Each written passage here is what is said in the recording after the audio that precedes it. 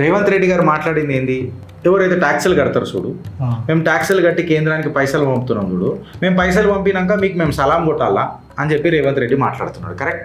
ఇది 1% 1 vote అనే principal violate చేస్తలేదా? ఎన్నికడికి policy తెచ్చింది ఎవడు? కాంగ్రెస్ వాడు. ఇప్పుడు దాన్ని వ్యతిరేకిస్తున్నది ఎవడు? కాంగ్రెస్ వాడు. నువ్వు ఏం చెప్పాలనుకుంటున్నావు అన్న?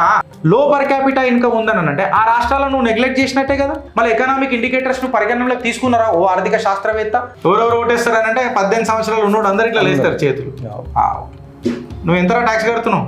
ఆయన 10 రూపాయలు కడుతున్నావు. నువ్వు ఎంత కడుతున్నావురా? నేను 3 రూపాయలు కడుతున్నావు. నువ్వురా నాకు సబ్సిడీలు ఇస్తారు గవర్నమెంట్, నేను ఎందుకు కడతా అని అంటాడు. ఎక్కువ ఎవరు ట్యాక్స్ కడుతున్నా ఆడే ఓటేయాలి. మళ్ళీ 1 vote 1 ప్రిన్సిపల్ పీకిందని కదే చెప్తున్నాను. ఈయన జిఎస్డిపి గట్లా చెప్తున్నాడు. అగర్ బై ఛాన్స్ లో జిఎస్డిపిని పరిగణనలో తీసుకోవాలి, బికాస్ తెలంగాణ జిఎస్డిపి మంచిగుందంటే ఆ క్రెడిట్ కేసీఆర్కి ఇవ్వాలి. మీరు ఆర్థిక శాస్త్రవేత్త అయితే ఆర్థిక శాస్త్రవేత్త ప్రో మ్యాక్స్ ఎవరు? ఇప్పుడు మీరే ఒప్పుకుంటున్నారు. మళ్ళీ ఇది రైతు బంధు ప్రభుత్వమా, రైతులకు భస్మాసుర ప్రభుత్వమా?